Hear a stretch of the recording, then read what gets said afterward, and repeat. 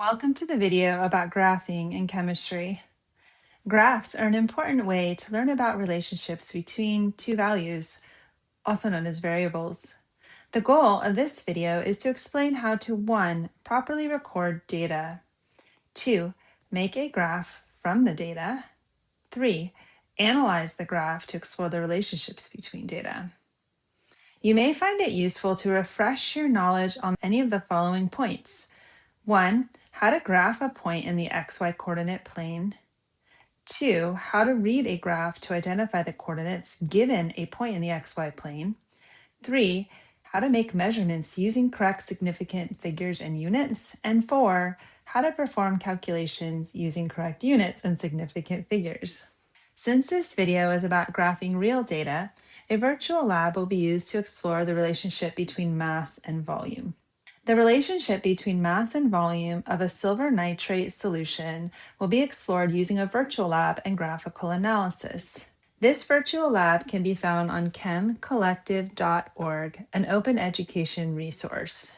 And since we are interested in how mass and volume are related to each other, several volume and mass measurements must be made. The mass will be recorded on a digital scale. The volume will be recorded using a 5 milliliter volumetric pipette, and that solution will be contained in an Erlenmeyer flask. The first step is measuring the mass of an empty flask. The mass of the empty flask is 103.1864 grams. Remember that all digits must be recorded on any digital device. Next, a 5 milliliters volumetric pipette will be used to withdraw 5.00 milliliters of silver nitrate solution. The 5 milliliters of solution will be transferred from the pipette to the flask, and the volume will be recorded as 5.00 milliliters. The mass of that solution plus the flask is 108.3364 grams. This series of steps will be repeated several times in order to get a mass-volume relationship for each step. So repeat the previous step and pour another 5 milliliters of solution from the volumetric pipette into the Erlenmeyer flask and record the mass and the volume. The volume of the solution is now 10.00 milliliters, and the mass of the solution plus the flask is 113.4864 grams. Each of these data points is recorded on a table. The previous step is repeated again for a total of 5 times, pouring 5 milliliters of solution from the volumetric pipette into the Erlenmeyer flask and recording the mass each time. This is the third time, so the volume of solution in the flask is now 15.00 milliliters. And the mass of the solution plus the flask is 118.6364 grams. The next page shows the data and results table for a total of 6 trials. The first trial includes the mass of the empty Erlenmeyer flask. The top table is raw data, where trial 1 has no solution in the Erlenmeyer flask and just has the mass of the empty flask.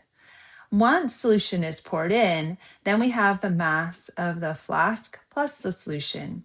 So trial 2, which is the first time that any volume has been added to the flask, is now 108.3364 grams. The next table, which could be considered a results table because some math has been done, is now solution only. Now we can see the direct relationship between the volume of solution and the mass of that solution. This is the data that will be used to graph and to determine the relationship between these two variables.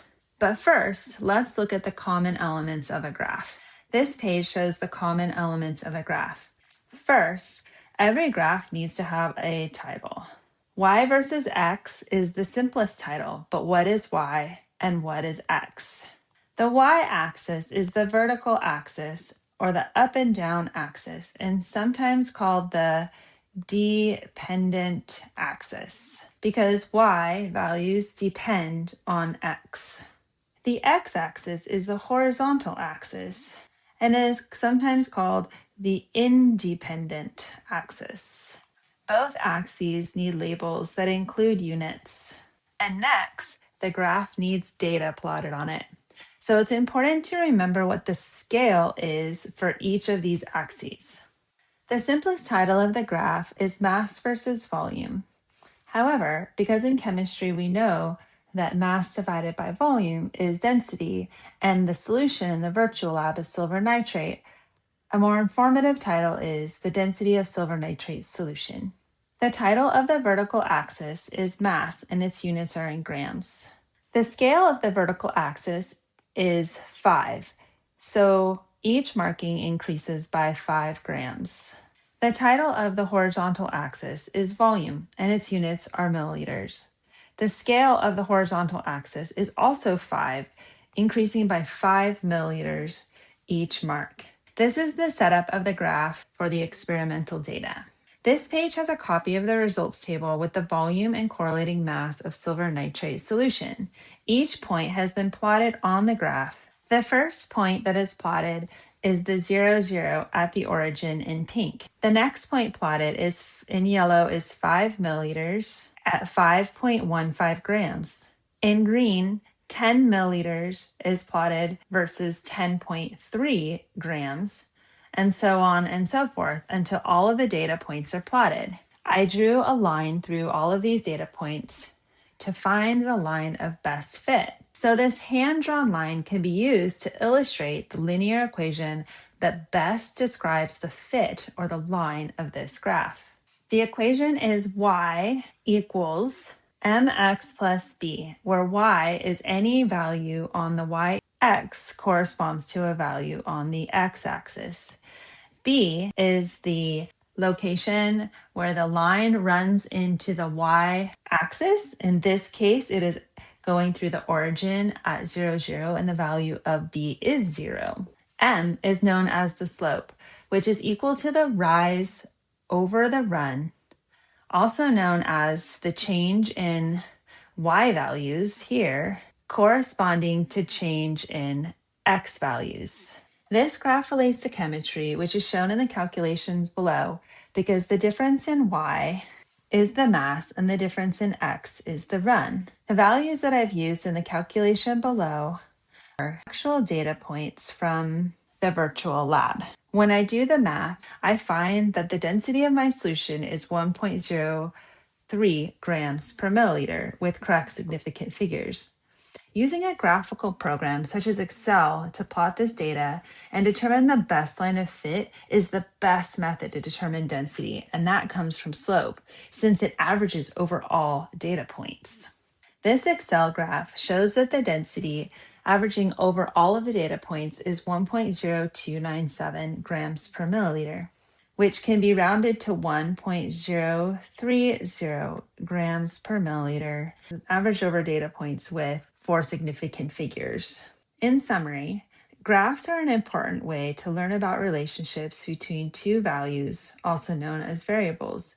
This video demonstrated how to 1. Properly record data, 2. Make a graph from data, and 3. Analyze the graph to explore the relationships between data. I hope it helps in your chemistry class.